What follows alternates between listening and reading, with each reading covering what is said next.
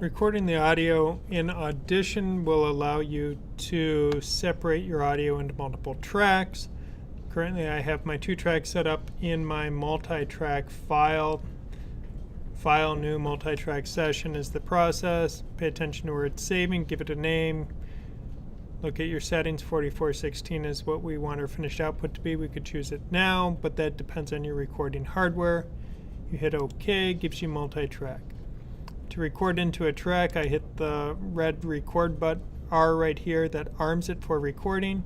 So now I put the playback head where I want to start recording. When I record, it will automatically create and save a WAV file for that particular element.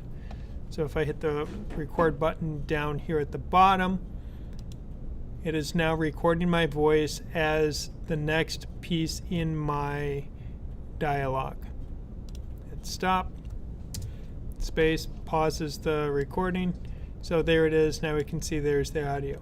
So if I want to now record the secondary character, I will turn off arming that one. I will arm this track, move to the point that I want it to go, hit record, and now I'm recording my other character that is part of my project. Stop it. So now we can record those different pieces. Now to get the audio out of Audition one track at a time, an easy way is to click S for solo. That grays out any other track, so now it's only going to do this first track. That is now my pirate. This is my parrot. So to export my pirate, File, Export, Multi-Track Mix Down Entire Session.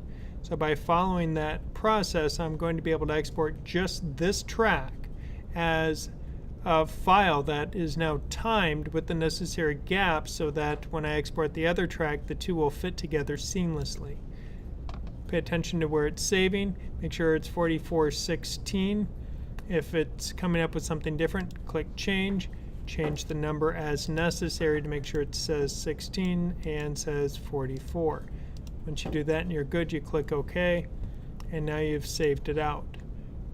Unsolo this one, solo this track, repeat the process. File, Export, Multi-Track Mix Down Entire Session. Settings, it should remember where, change the name appropriately, hit OK. Now you're good to go, and now you've saved your files. At this point we switch over to Harmony. Harmony is set up, and now I can see I have my head, my mouth, and my head. I'm going to just reorder those so the mouth layer is on top. To animate these, we need to bring in the audio. So I will import, File, Import, Sound. Choose the sound. Now I'm looking for my pirate file here. We have the pirate and the parrot. I want this particular pirate file. That one's the better one. We can say it brought it in. Now, I don't know how long it is. I could do the math by going to Audition, looking at the time of how long it takes times the seconds by 24. That tells me how many frames. Or I can just keep dragging it out until I think I'm going to hit the end. And it's somewhere around 350 that we'll need for both tracks.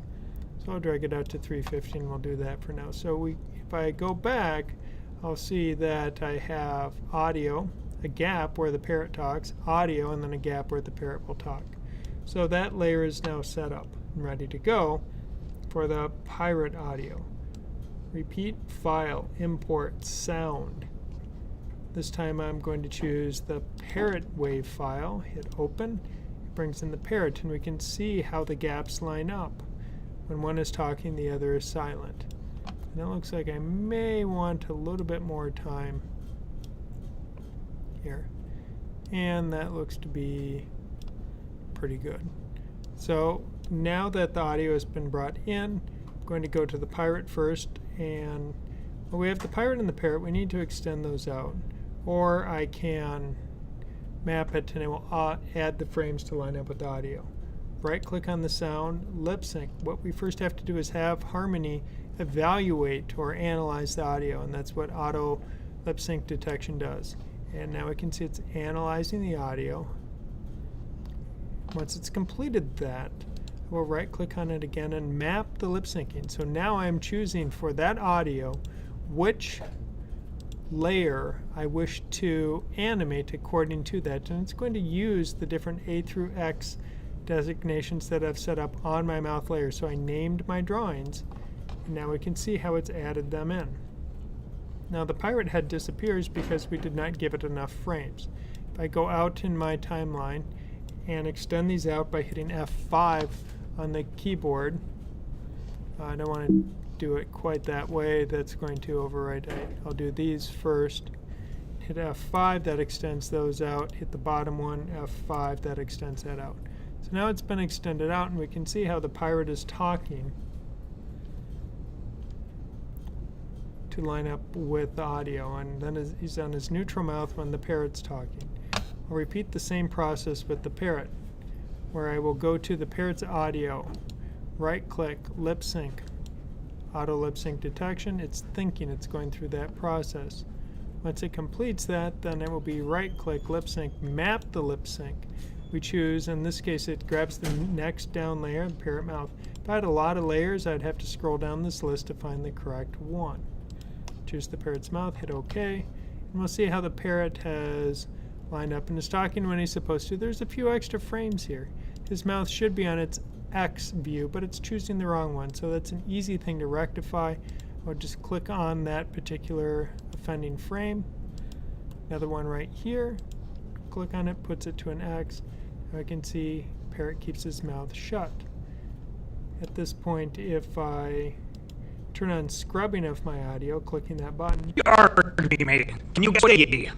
I can scrub the audio to go with it. I can also click on the play audio button. So if I go back to the beginning, I can hit play. Yarg me matey. Can you guess what day it be? Yarg me matey, what day may it be? So we can see how it's working out. Now if I continue a little bit further, I may find when I look at my project. Pirate Day. That's not really a good laugh. So what I want to do is to change which mouth is being used for the pirate's mouth. So I'll click on the pirate's mouth, and I want to do a more open mouth at this point. And cycle through these open mouths, and now go to a little more open mouth. A little more closed. Open.